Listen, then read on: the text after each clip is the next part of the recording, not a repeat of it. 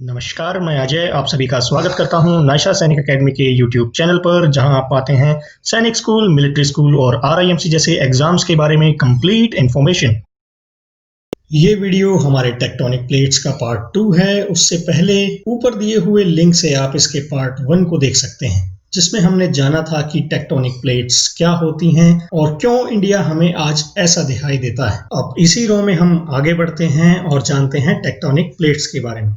Tectonic plates दो तरह की होती हैं, oceanic tectonic plates, continental tectonic plates. Oceanic plate जहां सीमा यानी कि सिलिकॉन और मैग्नीशियम से बनी होती हैं, वहीं कॉन्टिनेंटल प्लेट्स सियाल यानी कि सिलिकॉन और एल्यूमिनियम से मिलकर के बनी होती हैं। मिलकर बनने का मतलब ये है कि इनके अंदर ये दोनों एलिमेंट मुख्य रूप से पाए जाते हैं। अगर बात करें टेक्टोनिक प्लेट्स के साइज की, तो साइज के अकॉर्डिंग टेक्टोनिक प्लेट्स दो तरह की होती हैं। नंबर 1 मेजर टेक्टोनिक प्लेट्स और number 2 minor tectonic plates. Major tectonic plates, जैसा कि नाम से ही पता चलता है कि मेजर टेक्टोनिक प्लेट्स का फ्यूज होती हैं, इनका आकार, इनका साइज वाकई में बहुत बड़ा होता है। इनका आकार एक कंट्री या एक कॉन्टिनेंट से भी बड़ा हो सकता है, जैसे कि north America, south America, Eurasia, इस तरह से। और वहीं अगर बात करें माइनर प्लेट्स की, तो ये मेजर प्लेट्स की तुलना में काफी छोटी होती हैं। इनका आकार काफी छोटा होता है, जैसे कि फिलीपींस। इन टेक्टोनिक प्लेट्स के साइज के अंदर इतना डिफरेंसेस क्यों है, इसे आप बिल्कुल वैसे समझ सकते हैं जैसे कि आप एक एग को जब तोड़ते हैं तो उस एग के शेल के कुछ टुकड़े काफी बड़े होते हैं और कुछ टुकड़े काफी छोटे होते हैं। ठीक उसी तरह से टेक्टोनिक प्लेट्स के साथ भी हुआ, जिसके बारे में हम पहले ही डिस्कस कर चुके हैं। अब आगे बढ़ते हैं। यहाँ पर दो टेक्टोनिक प्लेट्स आपस में मिलती हैं, उसे कहा जाता है फॉल्ट लाइन। और ये फॉल्ट लाइन हमें कॉन्टिनेंट और ओशन दोनों में मिल सकती है। मतलब ये कि दो प्लेट्स आपस में कॉन्टिनेंट पर भी मिल सकती हैं और दो प्लेट्स आपस में ओशन के अंदर भी मिल सकती हैं।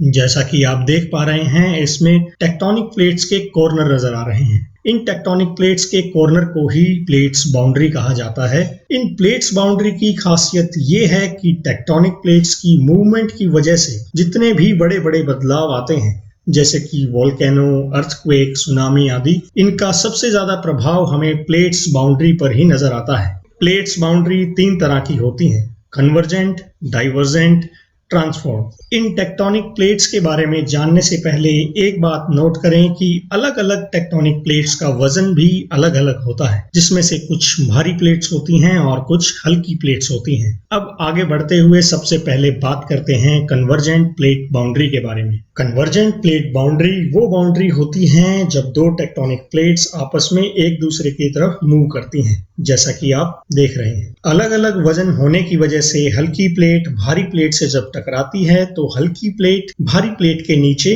स्लाइड करने लगती है और ये लगातार स्लाइड करती ही रहती है। इस जबरदस्त मूवमेंट की वजह से कई अमेजिंग बदलाव हमें प्लेट बाउंड्री पर देखने को मिलते हैं। इस तरह की मूवमेंट से वोल्केनो का फॉर्मेशन होता है। अब आप सोच रहे होंगे कि इस तरह की प्लेट्स की मूवमेंट की वजह से वोल्केनो कैसे बनते हैं। तो होता यह है कि जब हल्की प्लेट भारी प्लेट के नीचे स्लाइड होने लगती है, तो लगातार स्लाइड होने की वजह से अर्थ सरफेस के नीचे इन प्लेट्स में फ्रिक्शन बढ़ जाता है और फ्रिक्शन बढ़ने की वजह से वहां पर गर्मी बढ़ने लगती है और बहुत ही ज्यादा गर्मी बढ़ने की वजह से वहां पर उपस्थित रॉक्स या चट्टानें वो पिघलने लगती हैं और पिघलकर मैग्मा का रूप ले लेती हैं और ये मैग्मा ऊपर की तरफ बढ़ने लगता है और वोल्केनो इरप्शन होता है या वोल्केनो का निर्माण होता है। और अगर बात करें दूसरे सबसे बड़े बदलाव की, तो जो दूसरा सबसे बड़ा बदलाव होता है वो होता है फोल्डिंग माउंटेन और माउंटेन सीरीज का फॉर्मेशन। जैसा कि आप देख पा रहे हैं कि जब दो टेक्टोनिक प्लेट्स आपस में आमने सामने टकराती हैं, तो इस तरह से टकराने की वजह से सरफेस पर फोल्ड पड़ जाते हैं और ये फोल्ड इतने बड़े होते हैं कि ये माउंटेन या माउंटेन सीरीज का रूप ले लेते हैं। और खास बात यह है कि इनकी ऊंचाई लगातार बढ़ती रहती है। भारत का हिमालय पर्वत भी इसका एक परफेक्ट एग्जाम्पल है। हिमालय का निर्माण भी टेक्टोनिक प्लेट्स की इसी मूवमेंट की वजह से हुआ है। अगर आप ऐसा मानते हैं कि हिमालय की चोटियां जैसे कि माउंट एवरेस्ट, K2, कंचनजंगा, ये सभी स्टेबल हैं और इनकी हाइट में कोई बदलाव नहीं आ रहे हैं, तो ये गलत है, क्योंकि इंडियन प्लेट्स आज भी यूरेशियन प्लेट्स के नीचे स्लाइड कर रही है और इस वजह से माउंट एवरेस्ट जैसी चोटियों की हाइट अभी भी बढ़ रही है। और इन माउंटेन पीक की हाइट्स का जो बढ़ने का रेट है वो है 2 इंचेस पर ईयर। मतलब ये कि माउंट एवरेस्ट हर साल 2 इंचेस तक बढ़ जाता है। तो इस तरह से उनकी हाइट लगातार बढ़ रही है। अब बात करते हैं डाइवर्जेंट प्लेट बाउंड्री के बारे में। इस तरह की प्लेट बाउंड्रीज में जब दो टेक्टोनिक प्लेट्स एक दूसरे से दूर जा रही होती हैं, जैसा कि आप देख पा रहे हैं, इस तरह की प्लेट बाउंड्री को डाइवर्जेंट प्लेट बाउंड्री कहा जाता है। इसी तरह के मूवमेंट की वजह से नए आइलैंड तैयार होते हैं और रिफ्ट तैयार होती हैं, या यूं कहें कि एक नई सरफेस तैयार होती है। तो अब जानते हैं कि ये कैसे होता है। जब दो टेक्टोनिक प्लेट्स एक दूसरे से दूर जा रही होती हैं तो फॉल्ट लाइन के बीच में जो खाली जगह तैयार होती है उस खाली जगह को मैग्मा द्वारा भर दिया जाता है और मैग्मा के ठंडे होने पर वहां एक नई जमीन तैयार होती है। अगर इस तरह की एक्टिविटी कॉन्टिनेंट्स पर होती है तो रिफ्ट तैयार होती हैं। मतलब ये कि दो प्लेट्स जब एक दूसरे से दूर जा रही होती हैं तो सरफेस पर गहरी दरारें पड़ जाती हैं और इन दरारों से मैग्मा और जहरीली गैसेस रिलीज होती रहती हैं और जब ये मूवमेंट रुक जाती है तो वहां पर रिफ्ट तैयार होती है। और यही एक्टिविटी अगर ओशन के अंदर होती है तो दोनों प्लेट्स के बीच में निकलने वाला मैग्मा जैसे जैसे ठंडा होने लगता है और कई सालों तक इसी तरह की प्रक्रिया लगातार चलती रहती है तो मैग्मा ओशन के बीचों बीच